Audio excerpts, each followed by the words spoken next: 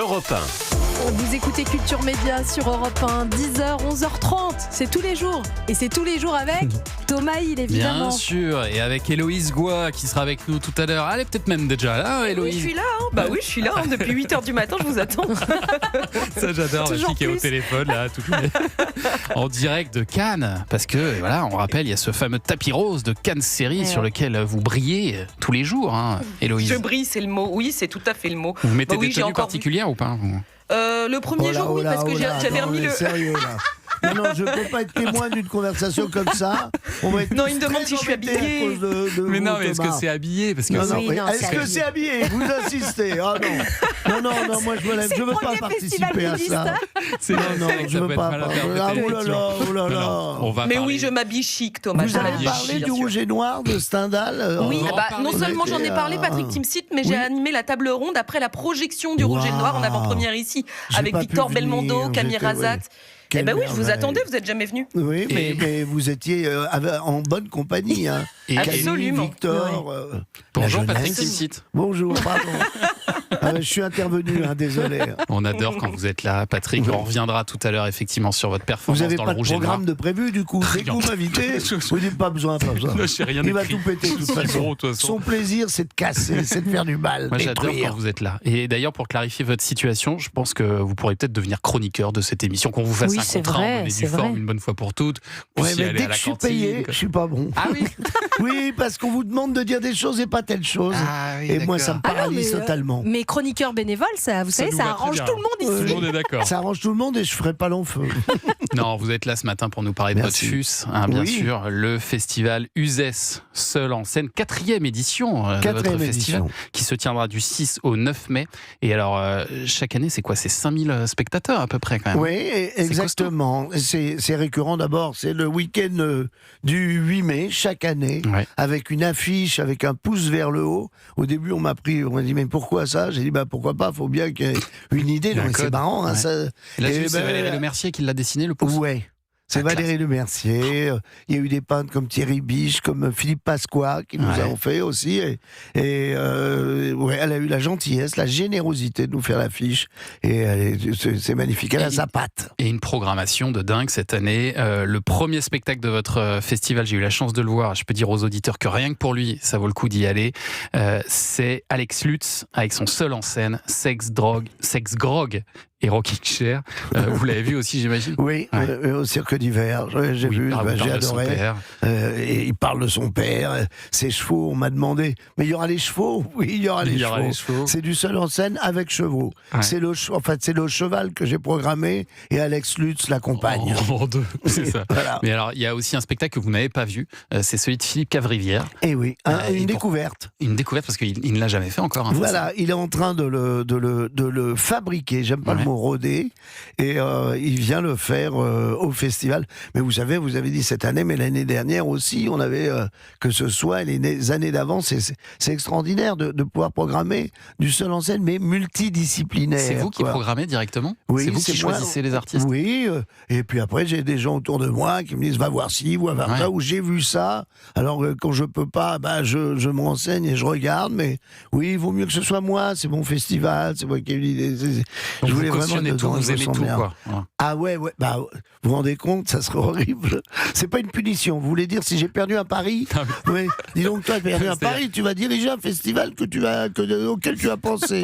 Moi, par exemple, ici, je programme aussi l'émission. Enfin, je choisis les invités, mais il peut très bien y avoir des invités parfois où je suis pas complètement fan de ce qu'ils font, mais je le fais parce que je me dis c'est bien pour le public. Vous voyez, je pense au public. Je me dis ça va intéresser le public. Alors j'essaie de mêler les deux, moi. J'aime et c'est bien pour le public. C'est ça. Essayez. Ça, c'est très fort. Essayez, franchement.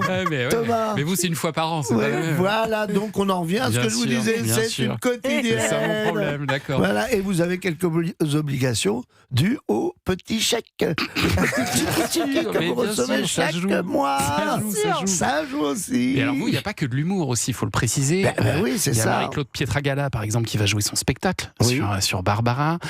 Pietra danse Barbara. Rien que le titre, vous y foncez. En plus, Pietragala, c'est une fidèle. À la première édition, elle était déjà là, et ça, on n'oublie pas ça. Ouais. Et évidemment, dès qu'elle danse, elle chante. Barbara aussi, elle chante très bien. Ouais. Alors, on va découvrir ce spectacle parce que il avait été joué. J'avais pas pu aller le voir, et c'était vraiment sur confiance garantie. Je dois même, c'est drôle. J'ai moi-même rendez-vous. Je lui avais promis que je ferais une masterclass chez elle, une rencontre avec le public que je ferai. Je tiendrai ma parole. Il y aura une masterclass aussi chez vous au festival de Daniel Thompson, c'est ça? Daniel Thompson, rencontre avec le public. Ce qui est important à dire, c'est que ça avait été fait avec Patrice Lecomte, avec Thierry Lhermitte. C'est que la recette entière, pas les bénéfices, mais la recette, c'est pas une énorme recette, mais c'est toujours l'histoire du colibri. Je fais ma part. Goutte par goutte. C'est pour la banque alimentaire du Gard. Alors c'est pas pour ça qu'on va voir Daniel Thompson, mais c'est bien de le savoir. Et c'est au cinéma, le Capitole, qui est associé avec Karim Ghiati, qui est le directeur de Occitanie Film, et qui fait un vrai spectacle. C'est-à-dire que il propose à Daniel Thompson de parler de BAM. Et là, sur une projection, il y a tous les films qu'elle a écrits, ceux qu'elle a réalisés, il va y avoir tout ça, et elle va pouvoir raconter sa vie. Et elle ne sait même pas elle-même de quoi elle va parler, mais ça va être d'elle. Ça va être très bien. Ça va être très bien. Ça a toujours été un spectacle entier. On prévoit toujours une heure et ça fait 4 heures. Et ça va vraiment dans toutes les directions, votre festival, parce qu'il va y avoir aussi de la musique avec ça. Oui.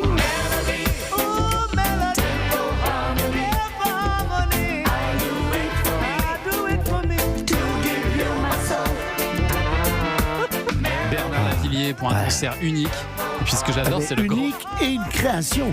Parce qu'il n'a jamais fait ça. Oui, c'est du seul en scène. Donc le chanteur, comme Michel Jonas l'avait fait, Stéphane Echer a fait un spectacle seul, avec clavier, ordinateur, qu'il a repris au Théâtre du Rond-Point. Sans aucun musicien. C'était son choix, et pas tant mieux. Et c'est formidable, mais je lui ai dit, tu peux, c'est complètement acceptable. Tout a cappella, quoi. Et là, ça va être Bernard Lavillier, donc qui lui-même est musicien, qui s'accompagne, et avec je crois que ça va être un percussionniste et sax. Et à la fin, pour clôturer, vous savez qui y a? Philippe Corti. Philippe Corti, bien sûr, le DJ. C'est ça que j'adore, c'est le grand écart. C'est génial. Et oui, il y a aussi un DJ tous les soirs. Et là, ce sera une DJ tous les soirs à la sortie des spectacles, parce qu'entre deux spectacles, il n'y a pas de carte fidélité. J'ai horreur de ça. C'est-à-dire, on paye tous les soirs chez vous. Oui, on paye, mais chacun choisit son spectacle.